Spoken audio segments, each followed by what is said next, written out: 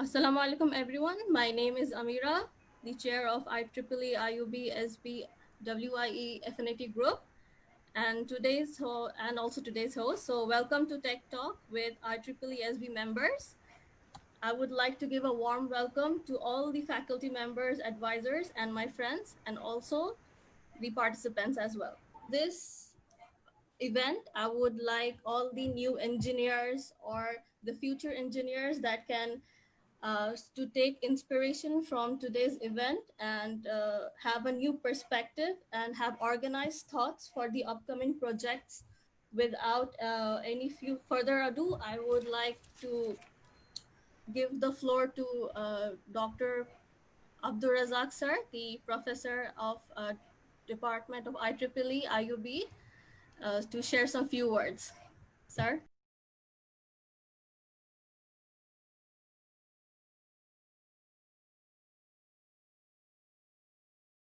Okay, Amirah, thank you very much, and good evening to all.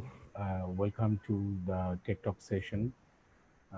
Basically, for the SB members, and I think also the members of IEEE IB student branch. So we have with us the counselor of IEEE IB student branch and the advisors of UE and RAS. I'm not sure Dr. Mahdi is here or not. Anyway, so welcome to this session. And this is basically a formal discussion, informal discussion, you can say. Yes, sir. Informal discussions, especially for the innovation. Uh, so at the moment, I think the hot topic is COVID-19. So I think if you go for it, for any kind of technical solutions, considering in mind the COVID-19, so we can do a lot, especially for this is the job for engineers to apply the tools, okay, technological tools Yes, in sir. the for the solution or for the assistance or for anything which is helpful and which is for the mankind, right? Uh, so there are many possibilities. I can say that, for example, at the moment, the patients basically who are affected by COVID-19, mostly affected in pneumonia, and one of the solution to know that initially you have to know the conditions of your lung and chest X-ray and for example the image processing of that kind of X-ray may be helpful to detect the early detection of this kind of problem, especially with pneumonia. And for example, people are talking about the different kinds of things like face shield or even mask, the solutions of, for disinfection. But there are some problems with the disinfection chamber, especially when you are spraying the solution disinfecting the virus. Rather, what we can do is that if we consider some kind of chamber, disinfection chamber, which actually use the UV light, for example, okay? Yes.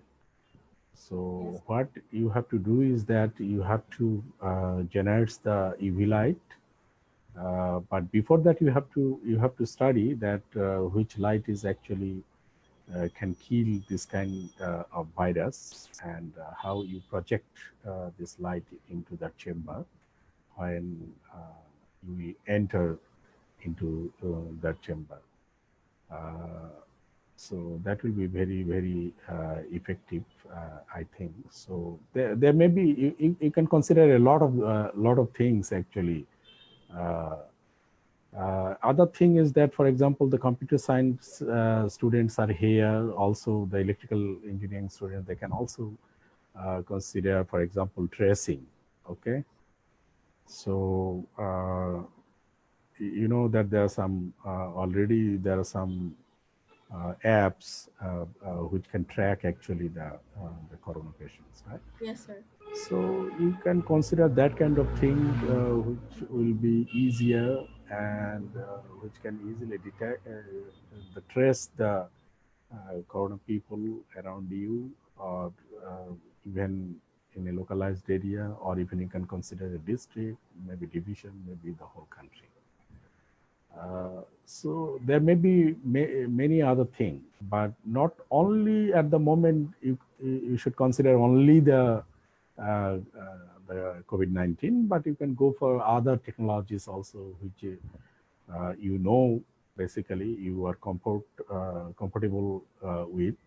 Exactly, sir. So you can go for that. Okay. So for example, someone is very good and sound in electronics. Okay. Someone is very good and sound, for example, in uh, coding. Someone is very good in, for example, designing. Okay.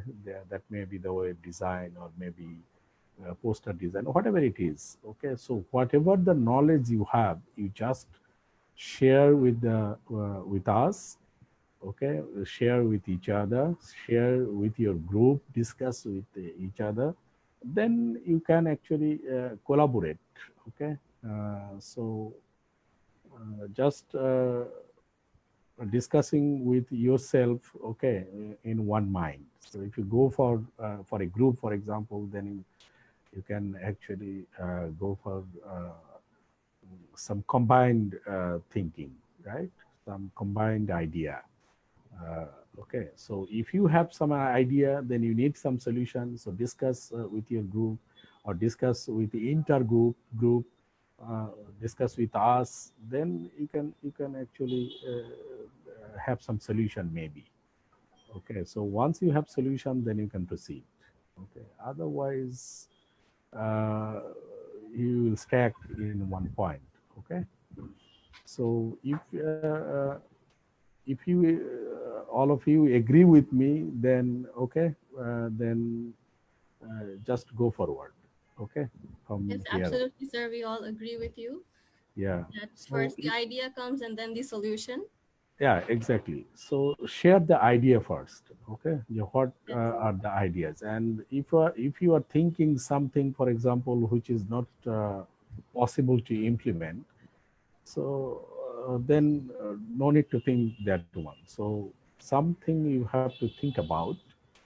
Okay, one thing I can share with you. So probably 2 3 years ago, so one speakers we invited one speaker from Canada. The gentleman actually was with some telecom company. Okay, so at that time he actually discussed something about the network charger. You understand? Yes. Network charger. So network charger is something that the your cell phone battery will charge from the energy, electromagnetic energy, which is received as a signal. Okay, Okay, sir. so from the antenna. So you have to have some kind of circuit. You have to have special kind of arrangement within your cell phone, so that actually you you can acquire some kind of energy from there, because electromagnetic energy has electromagnetic signal has the energy and the momentum. That's why actually the electromagnetic signal moves from one place to another. If there is no energy and no momentum, then this will not go anywhere, right? So you can see the thousands of miles it actually travels, right? Of course, you need some transmitting antenna, you need some receiving antenna, and then you have that kind of antenna in your cell phone. So not only this antenna, from the antenna you are actually receiving the signal. Then from that signal, so some portion of your energy, either you amplify this one, or before or after, maybe some portion of the energy you will use, for example, for charging your battery of the cell phone, and some energy will actually convert your signal data signal into data, or for example audio or video, whatever it is. So this was actually the idea that the gentleman actually shared this one. Okay, so someone, if you want to discuss with this one, I think this will be interesting at the moment. Thank you so much, sir, for your valuable speech. Now I would like our branch counselor for IEEE IUB student branch, MD Kafiul Islam, to add more glamour to this night and share some speech.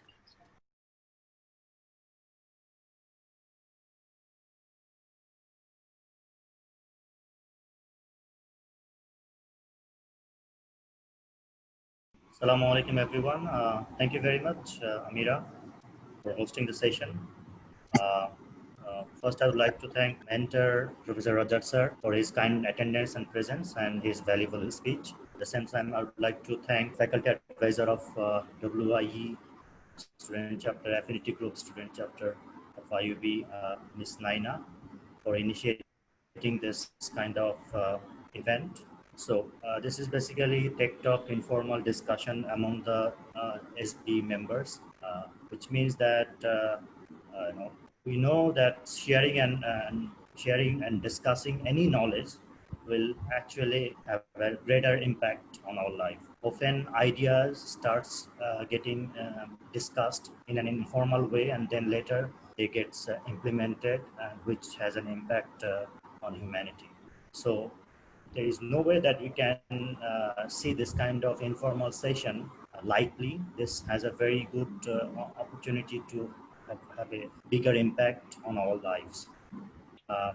In addition to that, we can also say that, for example, there are 10 participants who will share 10 different topics, but actually each of them, they have prepared for you only one. What will happen at the end of the day, all of the 10 participants, including the other audiences, they will get to know about all the 10 topics if they were unfamiliar before. Which means that it is also a session where we can gain a lot of knowledge within a very short period of time, because everyone has prepared their own topic for this. So I think I'd like not going to speak much about this. So let's hear from the members, participants, what they have for us to discuss. So over to you, Amirah, and thank you very much. Thank you so much, sir. Exactly what you said, that at least someone will have a brief idea about everything that is going to be said today.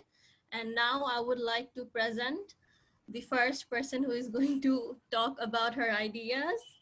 And she is my Saudi sister, because we always talk about our Saudi stuffs. And she is a person who made history in IUB SB by becoming the chair.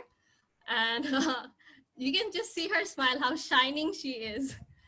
I don't know why Bangladesh have electricity problem where she can just light up an entire area with her smile. So let me not take more time, and I would like to introduce Anisha Mahanur, the IUB IEEE SB chair. Anisha, could you just present your topic today?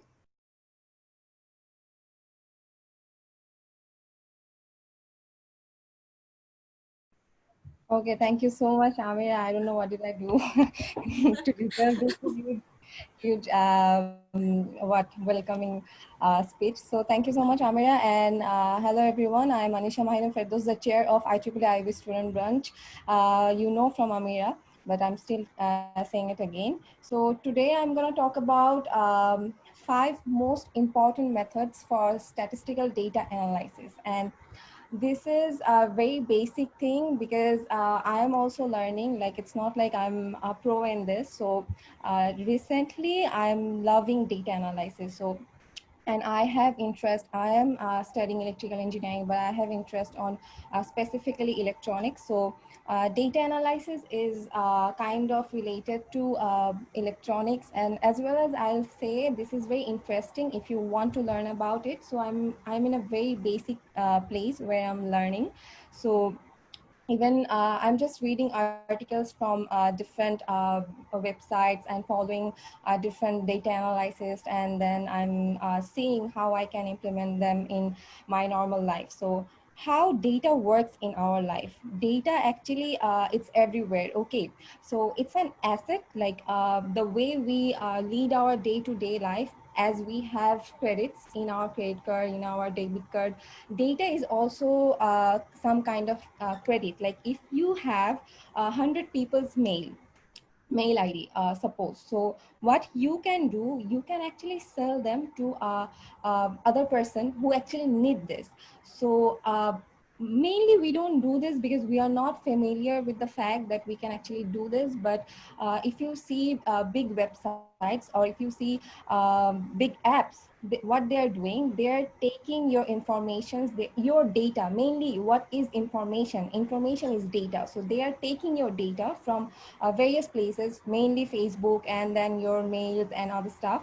And what they're doing, they're making a pattern. They're observing your pattern, and then observing that pattern, they're sending you ads and other stuff. So data is everywhere, and it's controlling the whole world. We are not just enlightened about the fact that how it's working. Mostly we are, but some of us still not acknowledged about the fact properly.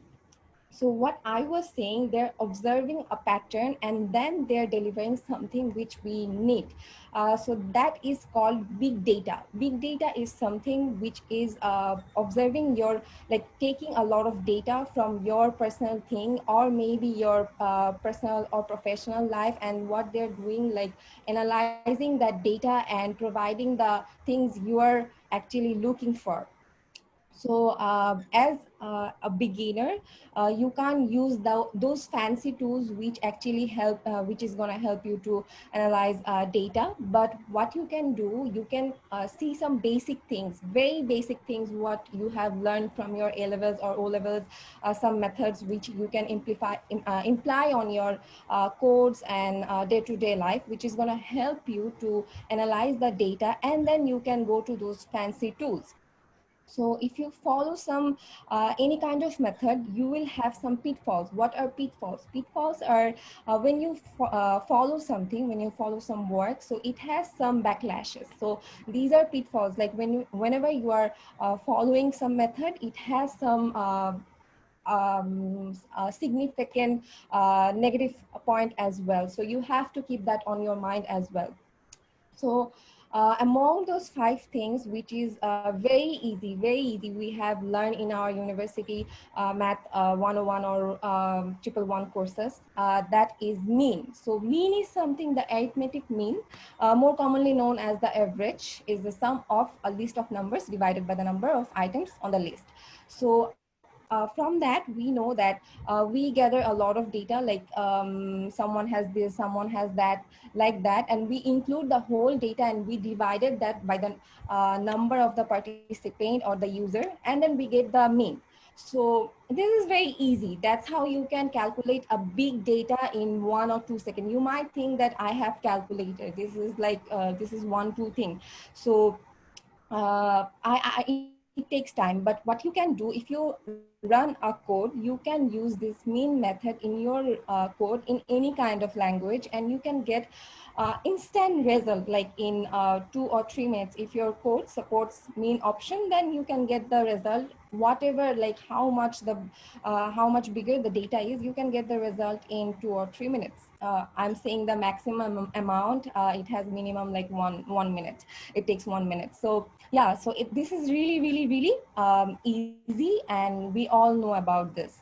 So what is the pitfall for mean? So what happens is like mean is always not that standard when it comes to calculating the data, because we have a lot of data, and when you have a lot of data, mean is really near to the mean means average, and mean is really near to median and mode, which we also know from our math classes and our A level stuff. So when you're gonna calculate the mean, sometimes it happens like you get the mode or the median, so you don't get the exact value what you need for your data. So what happens, you don't get the accurate value of it. So you always have to keep it in your mind whenever you need something very exact. Don't go for mean, go for standard deviation. It gives you more statistical answer or statistical result, whatever you need. So mean is for, whenever you need an average calculation, that time you follow the mean. So let's go to the second one, that's standard deviation. So what is standard deviation? Standard deviation often represented with the Greek letter sigma in maths or wherever you use it, is the measure of a spread of data around the mean. So from this, we know a high standard deviation signifies that data is spread more widely from the mean, where a low standard deviation signals that more data align with the mean. So from this, we know that when we are going to follow the standard deviation, if the high standard deviation signifies that the data is more widely is related to the mean, and if there is low standard deviation, that means these data is more aligned with the mode. So the pitfall is we get the exact value for from standard deviation, but what happens is like it's deceptive when you take it alone. Like when you're only following this standard deviation method in your data analysis, this is going to be a little bit tricky. So whenever you're following just only this like one method in your data analysis, make sure you're not using standard deviation, because it's not going to help you. That time you might use mean or the other things I'm going to talk right now.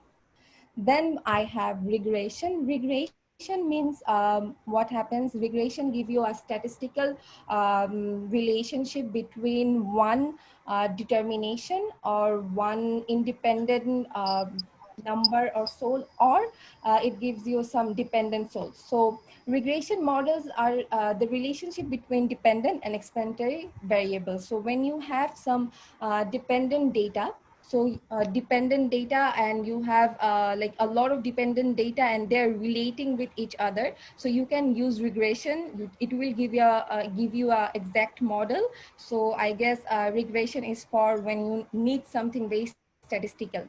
Regression is not very, the pitfall of regression is not very nuanced. Sometimes the outliners on a scatter plot matter significantly. So regression is not always helpful when you use the shadow of the data. So it's basically it doesn't give you the exact, what I was saying in other things, like it doesn't give you the exact value. It gives you the near around value. So it's better if you want something very exact, that's standard deviation. But if you want something near, that is regression and mean. And let's go to the fourth one, that's sample size determination. So when measuring a large size data set or population like a workforce, you don't always need to collect information from every member of that population. What you do is like you take one average information and then you put them into your database or something. So sample size determination, what we do, the main important thing is the size of the sample. Doesn't matter how much information you have on it. So when you know what is your sample size, you have exact sample size, and you have some big datas from your workplace or wherever you want to implement this data analysis. So you are good to go. You just have to know the exact sample size whatever you have. And the pitfall of sample size determination is when studying a new untested variable in a population, your proportion equations might need to rely on certain assumptions. However, these assumptions might be completely inaccurate. This error is then passed along to your sample size determination and then the rest of your statistical data analysis. So it's very important. If you know the sample size properly, then you should implement this on your data analysis. And the last one, and the most important one, that is hypothesis testing. So what is hypothesis testing?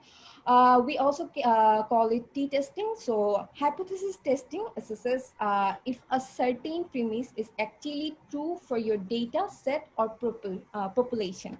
Suppose we live in a community where we all have negative coronavirus. Like we all tested negative for coronavirus. So that community is following a certain set of data. So we all are same in this data population. So in a data analysis and statistics, you consider the result of a hypothesis test statistically significant, and the result couldn't have happened by random chance. So it's not like randomly I'm choosing someone that, oh, that person is negative, that person is negative. Everyone has to be negative and everyone is negative. I'm not choosing someone abruptly, or I'm not choosing someone indirectly. Hypothesis tests are used in everything from science and research to business and economics. And this is most important thing, like hypothesis testing are everywhere. Like if you're following some business column, or if you're following some research column related to health related issue or something, even in this corona situation, hypothesis testing is something which actually reads our human behaviors, and which actually works with our human behavioral testing and how things are going on with our day-to-day life. This really helps with everything. So hypothesis testing, I would say that everyone should know about this, how it's not like something which is only related to data analysis. This is a testing, this is a method. You have to follow this in everywhere, wherever you go. If you're doing some kind of research, or you are doing some kind of business plans, or if you're doing something economical test, when we like in our office, when we start any new show or we present something, we have to do for our market value, for increasing our market value. First thing we do is like hypothesis testing. So from multinationals to science, everywhere this is followed. So I encourage the students to know about hypothesis testing more. Pitfall about hypothesis testing. To be precise, hypothesis tests need to watch out for common errors. More example, the placebo effects occurs when participants falsely expect a certain result and then perceive that result. So what is placebo effect? This is health related effect that is some orthodox problem with when the patient has this problem, they expect something from the effect, but they don't get it. So what happens, they get into some another kind of nausea which is not related to their health, or which is not related to their problem. So same with hypothesis testing. When you don't the users of hypothesis testing expect some certain result from this testing. If they don't get it, they get into some other kind of assumptions which is not true, or which is not actually expected. So if you're doing some hypothesis testing, you always have to keep it in your mind that whatever you are doing, you can't expect something else from this database or from this testing. This test will give you the exact answer, what it is going to amplify by your code or whatever you are implementing on this data. So overall, this was 5 methods I am following. Like I'm not following in any kind of code yet. I'm just learning, and this is my basic learning methods of data analysis. To add a lot of insight to your decision making portfolio. And I believe that we should actually follow this big data trend or other things, because as IEEE student members, or we are working as XCOM, so what's happening, like every day we deal with a lot of data. We have to send mails to our 204 members. We have to talk to them, we have to arrange their numbers and everything. So it's better, like if you know data arranging, we know data arranging, how to analyze that data and how to use that data. I guess it can make our life or our work very simple, in a very simple manner. Like it doesn't take you a very long time to work with these things or to deal with these things. Once you ace on it, you can actually always use that in your day-to-day life. So I believe this is going to help our students at least to get some curiosity about what is data analysis, or how we can implement this in our day-to-day life. And I have tried to deliver this as simple as I can, and as simply as people can get it. So I guess it was helpful, and thank you so much, Amirah. I guess that's all from my side. Thank you so much, Anisha. I guess a lot of people have learned a new thing about big data. So without further ado, I would like to move on to the next speaker, who is basically now stuck in his gram. He is the IEEE IUB Secretary, Sheikh Zahab. Yeah, it's actually Shaikh Zahab, so everyone misspells it. Yeah, I would like It's to okay. say Sheikh. Thank you, Amirah. Yeah, So, hello everyone. I'm Shaikh Zahab Choudhury, Secretary of IEEE IUB Student Branch. And first, I have to apologize for not making any presentation, as I'm currently actually staying in my village, and I didn't bring my webcam with me. So I'm presenting verbally with my smartphone. So please bear with me. So, as Anisha said, I'm not an expert too, but today I'd like to talk about the uses of Python in electrical engineering. First thing you can ask, why will we use any kind of programming language in EEE? At least it was my first question. Why should I use any kind of programming language? So the common misunderstanding for a new student in EEE is that our sector is only hardware based, but we'll all be surprised to know that there is a vast area actually of programming in EEE. Like for example, if anyone wants to work with Arduino or a similar platform, we'll need programming. If we want to work with the microprocessor and microcontroller, you will need programming also. There are various platforms like this where we all need programming. So now the true question is, why Python and why not other programming language? And first of all, Python is comparatively easier than other programming languages. This is easier to me actually, and it is one of the fastest growing programming languages of our time. I'm not familiar with other programming languages, as I'm a EEE student, but I think most of us have actually learned C++, or at least the basic of C++ in our earlier college life. At least with Bangla medium students did. So comparing with that, I find the Python is more flexible than C++ when I grew interest in learning programming.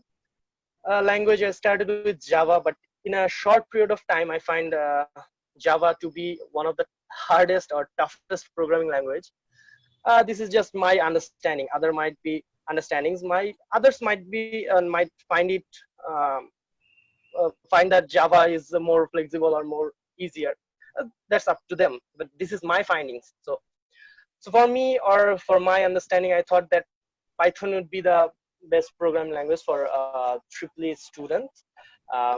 Actually, what really makes Python stand out as a good programming language is its large and growing community, huge support of open source libraries, and that is supports a diverse set of applications like web applications program and data science, data visualization, and general purpose automation.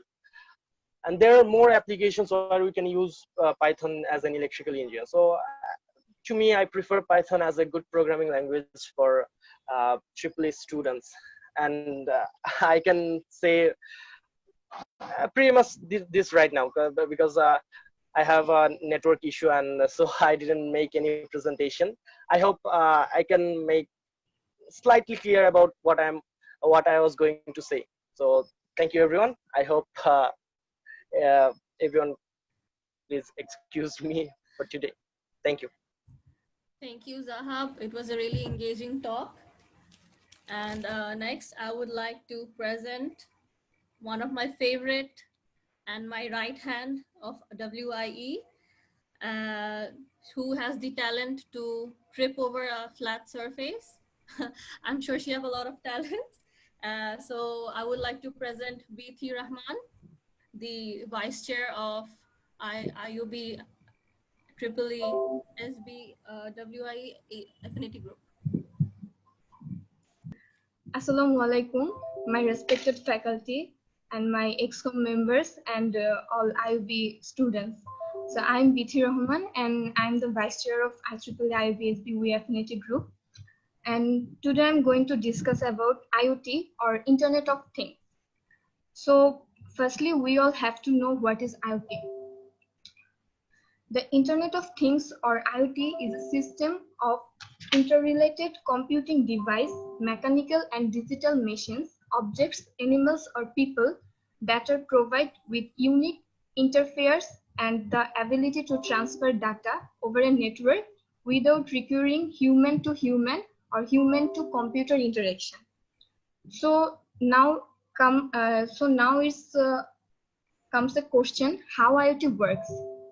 An IoT ecosystem consists of web-enabled smart devices that use embedded systems such as processor, sensor, and communication hardware to collect, send, and act on data they acquire from their environments. IoT devices share the sensor data they collect by connecting to an IoT gateway or other edge device where data is either sent to the cloud to be analyzed or analyzed locally.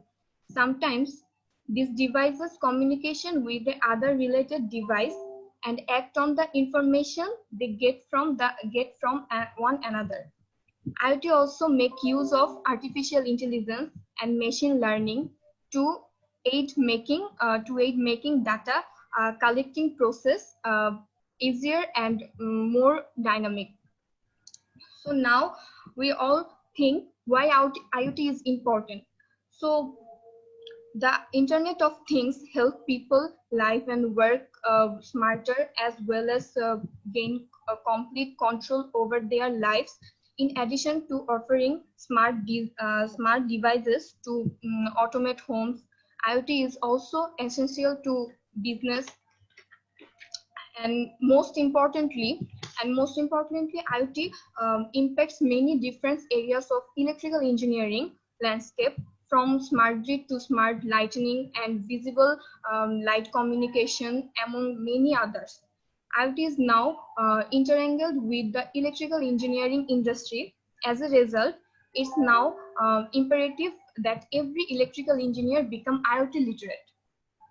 Apart from the smart grid benefits, the monitoring, distribution, and automation implemented in electrical utilities, IoT applications in the field of electrical engineering also include smart inverters, advanced metering infrastructure, remote control, operation of energy consuming devices. Thank you so much. Thank you, BT, so much. Well, I'm seeing there's a lot of participants, and we are really happy today that we have participants from various university as well as from IUB.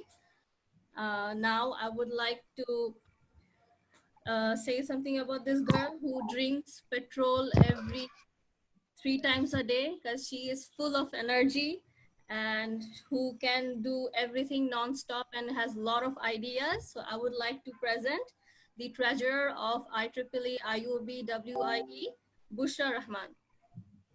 Amirah, I'd like to interrupt for a while. I'm so sorry.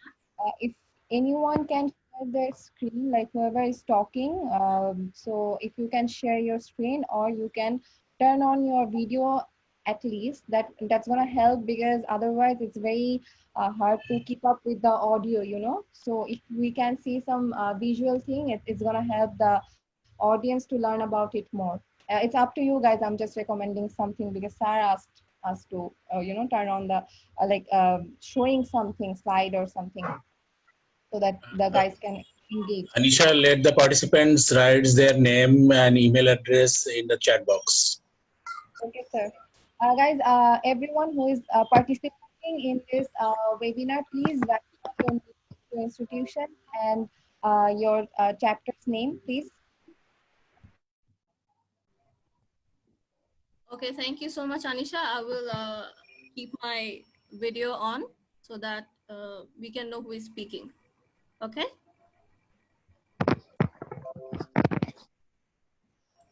Okay, Bushra, you can start. Okay, thank you so much for giving me the warm welcome and giving me this floor to share my speech. Assalamu alaikum everyone, hope you are doing well. I am the treasurer of IEEE IUB Affinity Group. Today I would like to talk about cybersecurity. So look around today's world and you will see that daily life is more dependent on technology than ever before. The benefits of this trend range from near instant access to information on the internet to the modern conveniences provided by smart home automation technology. With so much good coming from technology, it can be hard to believe that potential threats are lurking behind every device and platform. Despite society's rosy perception on modern advances, cybersecurity threats presented by modern tech are a real danger. A steady rise in cybercrime highlights the flaws in devices and services we have come to depend on. This concern forces us to ask what cybersecurity is, why it's important, and what to learn about it. So, what is cybersecurity? Cybersecurity is an area that covers how to defend devices and services from electronic attacks by nefarious actors such as hackers. While there can be offensive components to cybersecurity, most of today's professionals focus on determining the best way to defend everything from computers and smartphones to networks and databases from attackers. Cybersecurity has been used as a catch-all term in the media to describe everything from identity theft to international digital weapons. These labels are valid, yet fail to capture the true nature of cybersecurity for those without a computer science degree or experience in the digital industry. Cybersecurity might not seem like emerging technology, given that it has been around for a while, but it is evolving just as other technologies are. That's in part because threats are constantly new.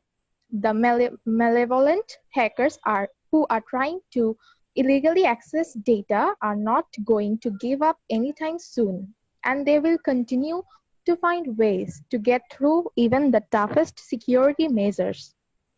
It's also in part because new technology is being adapted to enhance security.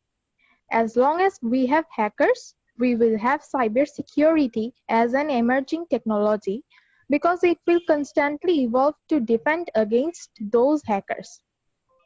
As proof of the strong need for cybersecurity professionals, the number of security jobs is growing 3 times faster than other tech jobs. So, why is cybersecurity important? Today's cybersecurity industry is primarily focused on protecting devices and systems from attackers. While the bits and bytes behind these efforts can be hard to visualize, it's much easier to consider the effects. Without cybersecurity professionals working tirelessly, many websites would be nearly impossible to enjoy due to ever-present denial of service attack attempts. Imagine not having access to IEEE community of experts and certified professionals.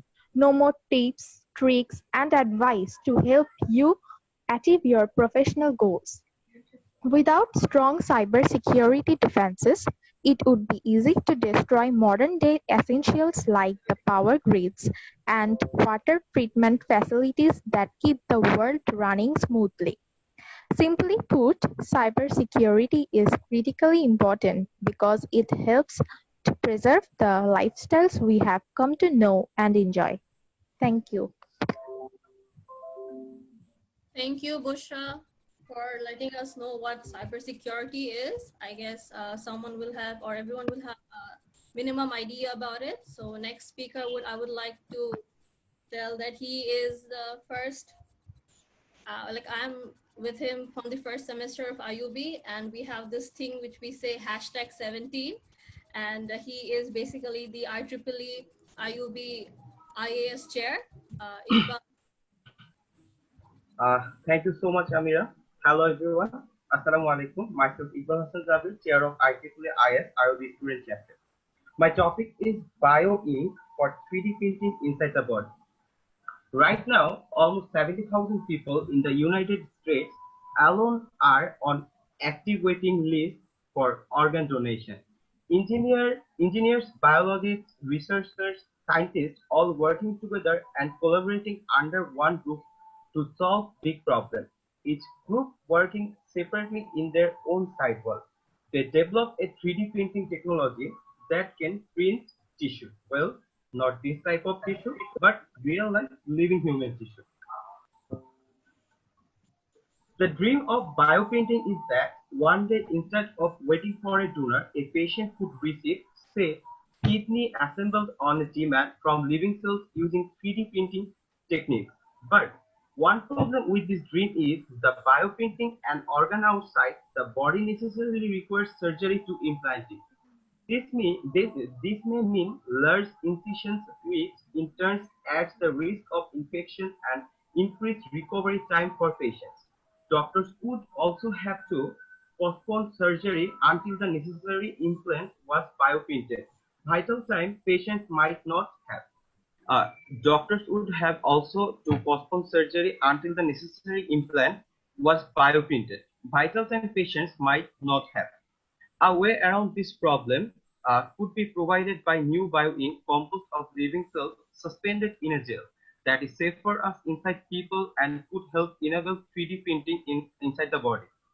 Doctors could produce living parts inside patients through small incision using minimally invasive surgical techniques. Such an option might prove safer and faster than major surgery. One challenge with bioprinting inside the body is that current bio-inks often requires ultraviolet light in order to solidify. But ultraviolet rays can damage internal organs. Another problem is how to attach printed tissues effectively to soft live organs and tissues. According to a new study published on the journal Biofabrications, researchers developed a bio-ink they could solidify using visible light. Moreover, the ink was printable at the kind of temperature found within the body. Previous bio-inks were too liquid to body temperature to hold their shape when printed, said study senior author David Howells, a mechanical engineer at Ohio State University. The scientists used a 3D printing nozzle affixed onto robotic machinery. This strategy dispensed bio-ink much as like icing tube squeezes but frosting. Only in a controlled, programmable manner, the researchers experimented with bioprinting onto soft materials, such as raw chicken breast strips and a gel similar to agar jelly. They first pierced the surface of these materials with the nozzle and inserted a little interlock nuke into the punctured space. Next, they slowly withdrew the nozzle from the materials, trailing behind a filament of material they could keep on printing with. The nuke left beneath the surface anchored the printed structure to the body, acting a bit like surgical staples, but with a different type of materials and with more flexibility with the shape of material. The scientists made their bioprinted structure pros to help immerse the cells in fluids carrying nutrients, oxygen, and other molecules. Up to 77% of mouse cells in the bioink remained viable in the structures after 21 days. And the researchers found their strategy of using interlocks resulted in an up to four-fold boost in adhesion strength. Hazel's notes they can definitely optimize the interloops to boost adhesion, just like different stitch patterns for text, different interlocking patterns that improve upon these results. The researchers caution they do not aim to be print an entire heart or kidney in the body in a minimally invasive manner. Even more traditional methods of delivery of tissue engineering materials are years away from the accomplishment. He says, instead consider the ability to augment standard surgery by delivering a biomaterial with a threaded growth factor to jumpstart healing or a threaded drug to prevent infection. The scientist forces bioprinting inside the body using robotic surgery instruments. In a typical robotic surgery operation, the surgeon is operating four arms, two of them simultaneously working. Hazel also said each of the arms has interchangeable tools, so the surgeon can swap out tools depending on what he or she needs at that moment. We envision a biomaterial bionic printing tool as another tool in the surgeon's tool set. That's all. I would like to share a video to understand more about this bio in 3D printing inside the body. For as Labuni is available, I would like the IEEE IUB Vice Chair to present her topic, and I adore her accent and her really smiley face. So Labuni, would you share your topic now? Thank you, Amirah. Welcome. Good evening, everyone. As Amirah said, I am Lavani Sarkar and the Vice Chair of IEEE IUB Student Branch. I'm gonna talk about electric vehicles. As we all know, electric vehicles are increasing day by day, like all over the world. So as I say, so in that way, in our Bangladesh, the number of EVs are also increasing. We can see those vehicles everywhere. They are like tom-tom, three-wheelers, bicycle, electric rickshaw, etc. First, we should know what is the concept of electric vehicles. An electric vehicle is basically a vehicle that uses one or more electric motors. It is powered through a collector system by electricity from off-vehicle source or maybe self-contained with a battery, solar panels, or an electric generator to convert fuel to electricity. We can say the topic of EVs are now hot cake. People are working so hard to making everything efficient and environment friendly. The fundamental issues about electric vehicles are related to battery, charging, support, recycling, supply of electricity and renewable energy, and bulk energy storage. I'm going to talk about some issues. First, we can talk about batteries, which make EVs efficient. First, we have to concentrate on the batteries because if their life duration is not long enough, they can't serve us. Regarding this, as batteries discharge heat, so the thermal management is another issue to increase battery life. With proper thermal and power management, a battery shall be operated optimally to get the maximum out of it. On the other hand, we should think about whatever batteries are we using, we should think to recycle it. that would be more efficient. Regarding this, as the EVs are working based on the batteries, we have to charge them. In this process of charging again, we have to think about efficiency during charging. There can be so many losses. On that, power factor improvement and harmonic reduction is the main thing.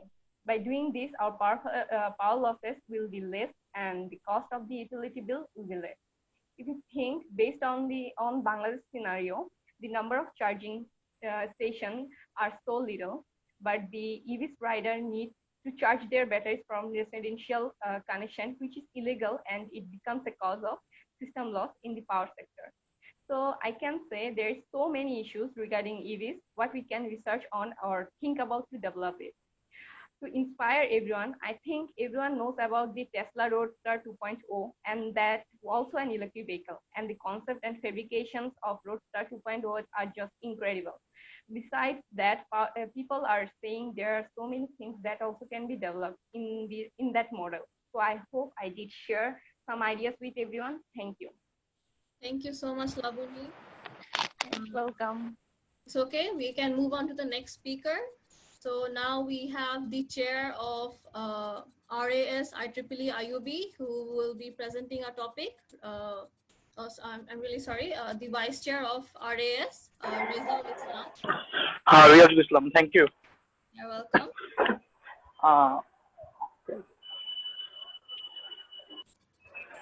Assalamu alaikum to my faculties and good evening to my fellow mates. So today I'm going to talk about neural links. So if I say that you can learn to swim within a span of hours by downloading an app from the App Store, you might think I am crazy or I'm talking, I'm daydreaming, but this can be possible. And Elon Musk is currently working on a project named Neuralink. So to first know about Neuralink, we first have to know about our brain. So human cognition has two major systems: the limbic system, where our emotion, needs, and wants are processed, and then there's the cortex, which involves thinking and planning. So Neuralink is going to be a final form, is to be third layer on the top of this, a digital superintelligence layer, improving ourselves with computer and eventually artificial intelligence, depending on how you look at it. So we already have this layer in front of us. For example, we are talking in a webinar through Zoom, which is a layer like our phones and laptops. So there is saying that the world information is at our fingertips. But the bottleneck in this is how we are interacting with the information. Now, currently, we are talking like we are interacting with our device through fingers, like touching the phone or typing or saying like, okay, Google, who is the president of America, which is a slow, low bandwidth process of communication process. A much faster way to get this information would be directly from our brain. This is called the brain-machine interface, or in short, BMI. Neuralink is an effort to solve this problem. So our brain consists of neurons. So we know whenever we are talking or we are doing stuff, our neuron in the brain, our neuron is firing. So there is an electromagnetic signal sent from our neuron. So basically, the Neuralink is there will be some electrodes which are going to tap into this electromagnetic field and generate a sine wave. It is going to analog this data and going to convert it to the digital medium for like 1 and 0s, which will help it to work in our digital form, like control our phones and others. So what basically scientists are trying to do, they're trying to are looking for this voltage spike, and they're going to use an algorithm to detect this spike in real time and decode them to make sense of this vast amount of data coming in the system. They can not only read this data, but also write data to our brain through these neurons. So, if I said currently we already did this, the Parkinson deep brain simulation. So people who have Parkinson's disease, they're like treated with like doctors uh, insert electrodes to control their brain to stop them from shaking. And the Neuralink is that they can only use 10, or the electrodes are very big. But the electrons in Neuralink, there will be thousand of electrons, and it will be the size less than 60 microns, smaller than the thickness is smaller than our hair, and we will insert it through. There will be a chip which will insert it to our the electrodes will be inserted to our brain, and it will read the signal, and the signal will pass through via Bluetooth to our pod device from our ear to the control our phone. Uh, there is a three-stage plan. The first stage is to understand and treat brain disorders, starting with people with serious medical needs. Stage 2 will be to preserve and enhance our own one's brain, and stage 3 will be the brain-machine interface in future that could even be a kind of app store for program that you could download and control your brain. It might seem very futuristic, but the chip is already being made. If I can share my screen, or if I can show you that, can I? Oh no. No. I'm really sorry. The one who is host is not responding at this moment. Oh, okay, it's okay. Share at this moment. If there is time, I would love to share your video. Oh, thank you everyone for giving me the opportunity to speak about my topic. Thank you. Thank you so much, Rezaul. Riyazul. Riyazul. I have this problem. Okay, thank you. You're welcome. Okay, so as now the host is right now unavailable, so I'm not being able to share any videos. So I had a presentation, so I will start without the presentation now. So now Amirah, will be presenting my speech. So my speech is about how artificial intelligence is fighting against or with COVID-19. So first, let me say, what is artificial intelligence? So in simple words, I will say it's a marriage between machines and humans. So this is the simplest version which I can say about AI, which is artificial intelligence. So the reason I am choosing this topic is not only because it is the #1 trending tech at this moment, which is AI in 2020, and also it is playing a very huge role during this pandemic. So what made me interest in this topic so much? So I randomly was going through social media, and I just saw an article where a random construction site guard, he normally guards the whole construction area and measures whoever is like maintaining their distance after the pandemic. So he came up with this really interesting idea to create a social distance AI, which is artificial intelligence. So his idea was to have a social distance artificial intelligence who would monitor all the workers on that site and make sure that everyone is wearing their PPE and maintaining their distance and not having a crowd, so that AI would report immediately to the one in control of it.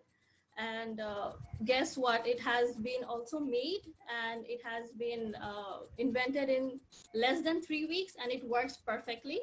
So this kind of this topic actually gave me the interest to dig deeper in this topic. And now I'm seeing that what are the actual things that makes AI so valuable and so trending in 2020. So it has first, it has the highest accuracy. It is more accurate than normal human being or a random machine. and it takes less time.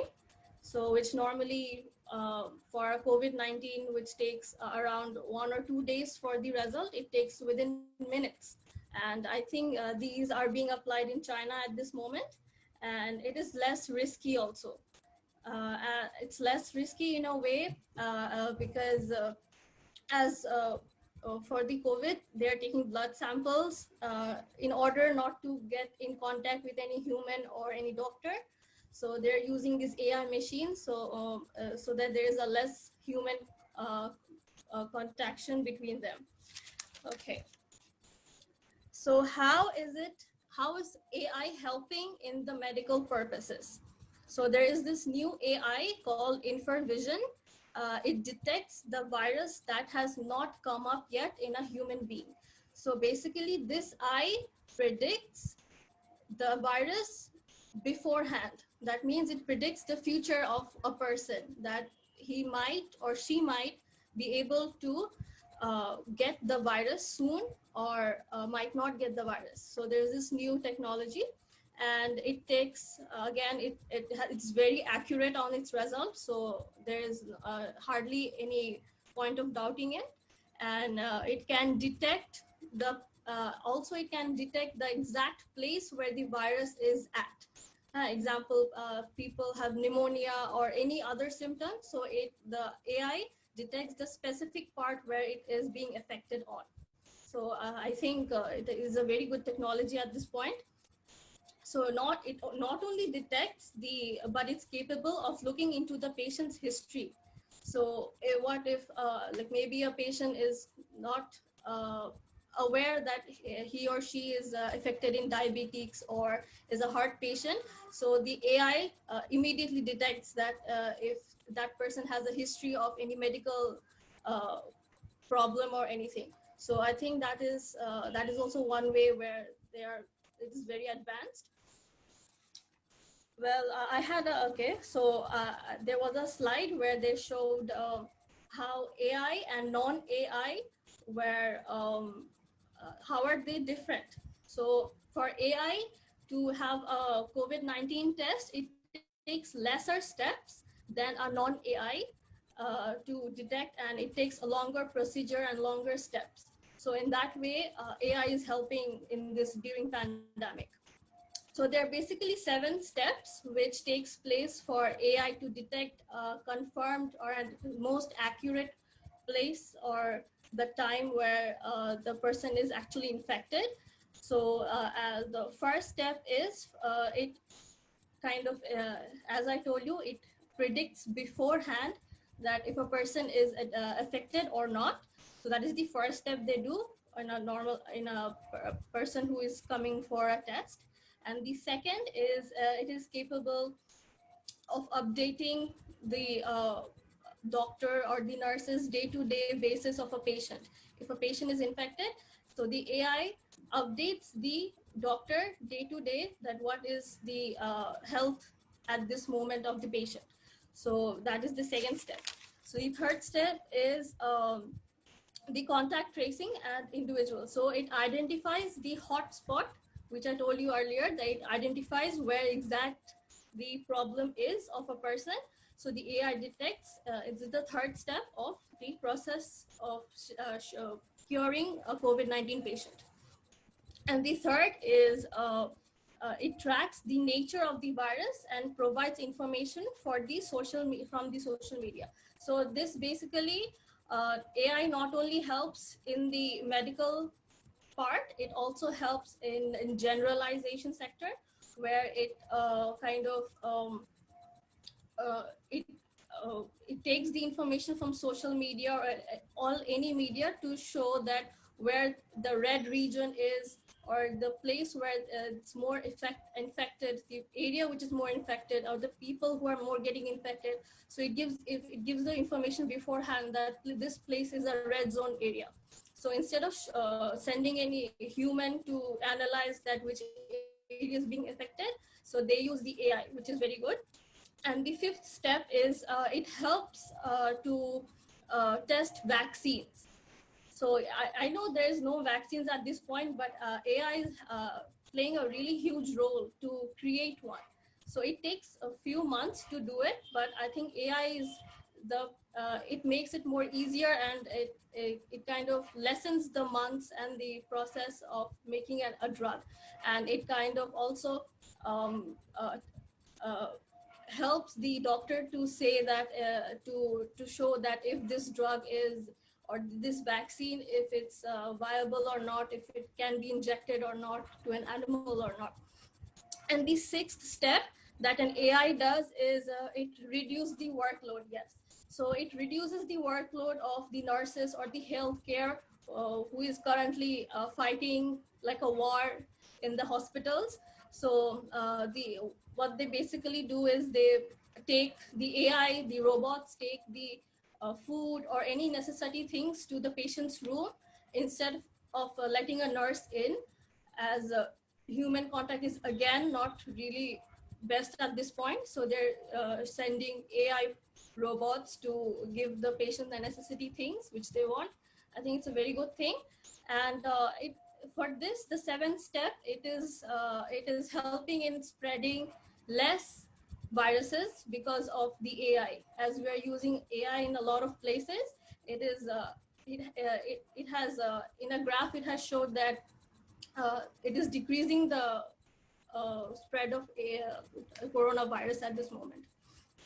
And not like AI is not only used for medical facilities at this point for the COVID and the pandemic situations. They are also used for their in future. They will be used after, maybe if the pandemic is over, when we are normally we can go to the school or any underground station. So they are putting a face recognition AI which can recognize your face even with a mask. So we don't need to use our fingerprints, so that we don't have any, the less contact we have with things, the more they're trying to create a good, efficient AI. So that is one which is a future plan, to have a face recognition with a mask on in school or universities. And the next thing there, we know that, which is we are familiar with, is the drone. So they are using at this point the drones as a means of transport. So transporting few things like medical things or medical equipments from one hospital to another. So instead of sending a car or a vehicle, they're sending drones, which is very good.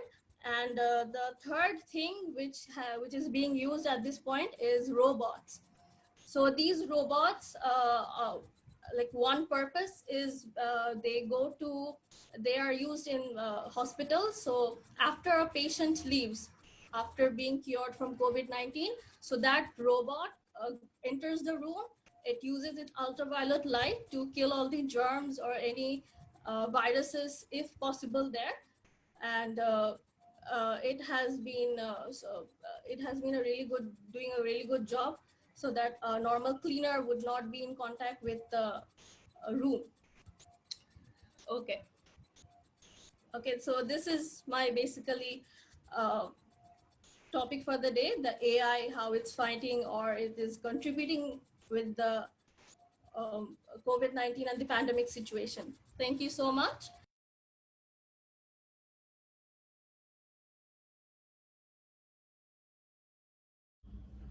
Assalamu alaikum, my honorable respected faculty members, my ExCom members, and students of IUB. Hello everyone, I am Sakib Islam Shurid, Secretary of IEEE IUB ISB Student Branch Chapter 2020. Today I'm going to talk about 5G technology in this webinar.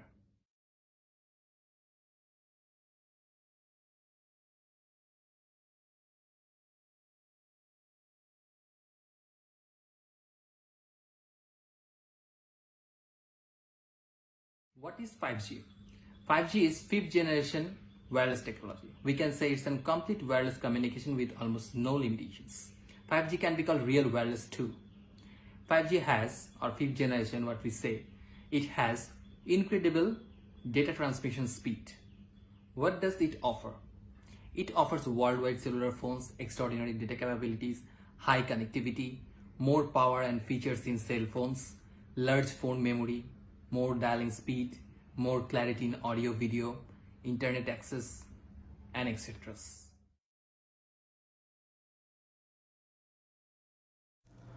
1G, or we can say first generation. It was developed in 1980th century and completely in early 1990s, we can say.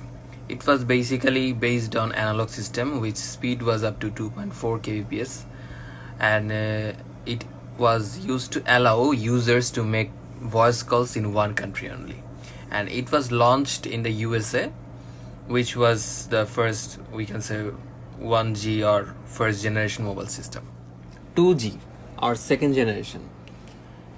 Its speed was up to 64 kbps with semi-global facility based on digital system. It was developed in 1980th century and completely completed in late 1990th century. Services of 2Gs were digital voice calls and SMS with more clarity, and 2G are the handsets we are using today, with 2.5G having more capabilities. There was a huge dramatic changes when 3G or third generation came into technological field. 3G was developed between late 90s and early 20s. Third generation's transmission speed started from 125 kbps to 2 Mbps. 3G enables superior voice quality with good clarity in video conferences. 3G enables PDA, email, information surfing, online shopping, online banking, online games, etc.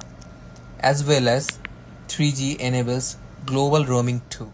4G or fourth generation. It was developed in 2010. It is more faster and more reliable.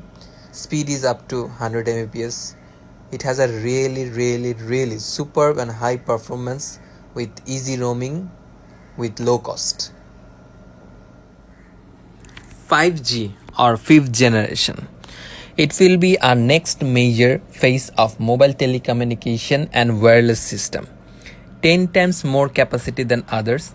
Expected speed is up to 1 Gbps. Nowadays we are using 4G.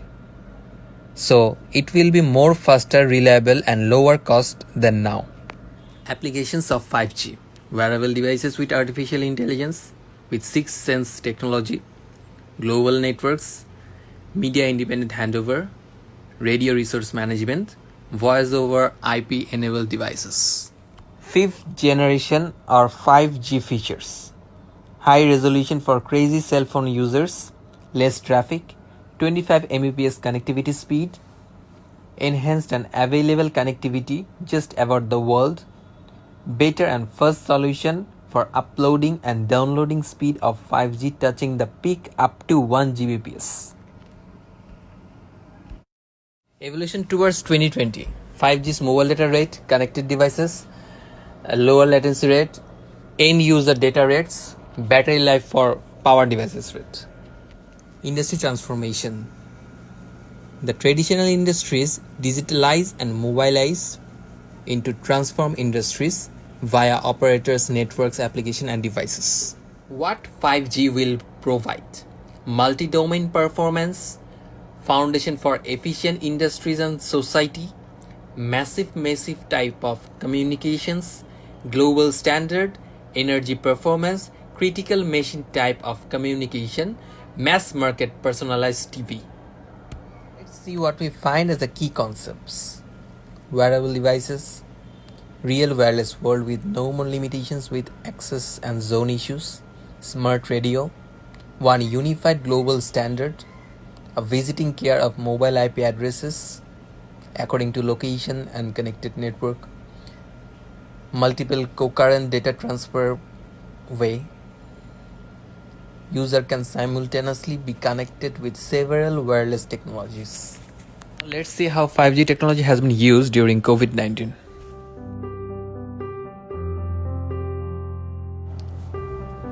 Doctors in West China have successfully used 5G technology to do a remote diagnosis of COVID-19 patients, particularly with the use of remote control CT scanners.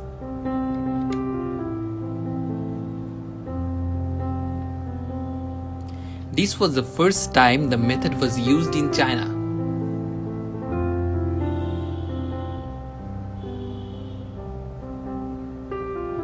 According to doctors, Computer screens show scans of patients in a hospital over 700 kilometers away by a remote diagnosis.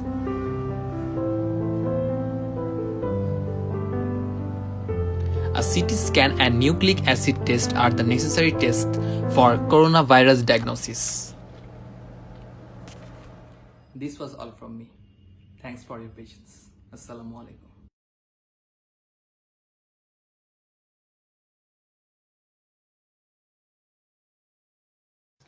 Hello, Assalamu alaikum.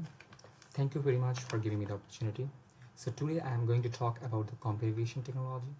So what is computer vision technology? Computer vision is a field of computer science that focuses on replicating first parts of the complexity of the human vision system and enable computers to identify and process objects in images and videos in the same way that humans do. So what are the present state of computer vision technology? The present state of computer vision technology of today's world is powered by deep learning algorithm that uses special kind of neural networks, which is called convolution neural networks, to make sense of images. So what is deep learning? Deep learning is a very effective method to do computer vision. Deep learning is an artificial intelligence function that imitates the workings of a human brain in processing data and creating patterns for use in decision making. So there are many applications for computer visions. So first application is self-driving cars. Self-driving cars is a new era of our generation. Computer vision enables self-driving cars to make sense of their surroundings.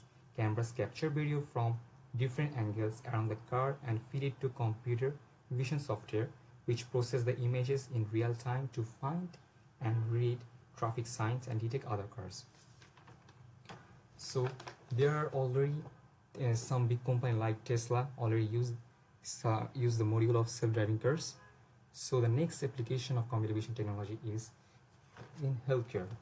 So it has been a great important part to advance in healthcare. In today's world, researchers have developed an AI that uses computer vision to identify cancer tumors from CT scan images to diagnose lung cancer better than human radiologists. It helps patients to receive timely treatment. It can be used to visually identify other forms of cancer and other diseases with greater accuracy than humans. The next application is facial recognition and biometrics. So there are also great important fact is using. So it enables computer to match images of people's faces to their identities. The algorithm detect facial features in images and compare them with database of face profiles. There are some big mobile companies like iPhone, Samsung, LG already they have used the facial recognition features. Even social media apps like Facebook, Instagram, they also use facial recognition to detect and tag users. By this technology, it can identify the unique patterns in a person's fingerprint and use it to control access to high security areas. We have also in IUB we have also biometric features, which is also controlled by computer vision technology. So there are another applications which is augmented reality, the technology that enables computing devices such as smartphone, tablets, and smart glasses to overlay and embed virtual objects on real world imaginary using computer vision. It also the augmented reality features also used in shopping center, movies like Hollywood movies, and also used in medical purpose. That also great advancement of life, people's life. So there are some also challenges of using computer vision technology, and that so the challenges are difficulty to detect object for tracking, image processing. So researchers work with deep learning how they advance their technology. So last of all, we can say that computer vision technology is very much needed in our pandemic situation. All development countries using this technology to secure the database and advancement of people's life. So thank you so much for hearing me. Thank you so much, Misbah. It was a nice one. Okay, Misbah, could you now make Riazul Islam the host? He wants to share a video too. Okay. As I was talking about the chip, Neuralink, how the basic idea, so you can see these scientists are looking for some spike in the voltage when the neuron fires. So they can decode it in digital form, and this is the basic idea of the chip. So here, so as I was saying, of the electrode is 60 micron, which is smaller than our hair. So we can plant it with a like normally with hands. So we need very precise robot to insert the electrode in our brain. Here you can see the robot, the pinpoint of the robot, so which is 25 micron in diameter, smaller than stated frequency simulation. So this robot will insert the, basically this is the robot. This robot will insert the electrodes in the head, and here is a like real life picture in that the robot insert the electrode in a rat's brain. So the string you are seeing here is the electrode here, and here you can see you can see the difference between the size comparison, basically the size comparison, human hair and the size of the electrode. So you can see it's very thin and very long. So now the best part. So I was talking before you can learn to swim within a star by downloading an app, and everyone might think me crazy, but it's, the working process is going on, and here is the proof. This is a Neuralink chip, which is a real life chip, which is smaller than a penny. So the Neuralink call this processor the N1 chip. This N1 chip reads analog brain signals, amplifies them, digitizes them, processes them, and then send it out to the pod device behind the ear. The only thing that's going to be upgraded in the implement says it can read up to 20,000 brain samples per second. So here is a example. So as you can see, the N1 chip is installed at the head, and the pod, which will process the data and send it to the Bluetooth device, and we will get the necessary data from it. So that was it. Okay. Hello. Yes. Okay, guys. Thank you. Okay. Thank you so much, Riazul Islam, for sharing your video. And now, is Anisha there? thank you. You're welcome. Acha. So, thank you everyone for sharing your ideas. I have learned a lot. I personally have learned a lot, and I would love to know more about the topics which has been told. It was almost 9 to 10 topics which was shared today, and it kind of gave me more interest on every topic which was shared today. And I would love to thank the one and only Nana Miss, who gave us this platform to experiment on the ideas and all the interest which we had, and to implement today in our event today. Thank you so much, ma'am. Now I would like the WIE advisor, Nana ma'am, to share a few words with us today. Thank you so much, Amirah, the wonderful host of this event. First of all, I think, can all of you hear me properly? Yes, ma'am, we can hear you. Yes, miss. Yes, miss. First of all, I would like to thank our IEEE IUB branch, student branch mentor, Professor Dr. Abdul Razzaq sir, for staying with us till this long. And also I would like to thank our branch counselor, Kafiul Islam sir. I think He's not with us at this moment. And kudos to all the speakers of today's event for your wonderful presentations and all the ideas you have shared. I hope that it will enriched the knowledge of all our participants, and I hope that it will help our participants to tune in with the upcoming technologies of electrical engineering. And last but not the least, I would like to thank all the participants for joining us today. And lastly, I think we will take a picture and then we will wrap our session for today. Thank you. Thank you so much, ma'am, for your speech. I'm really glad that you were able to speak today as you are sick. But thank you so much. It's just made the night more glamorous.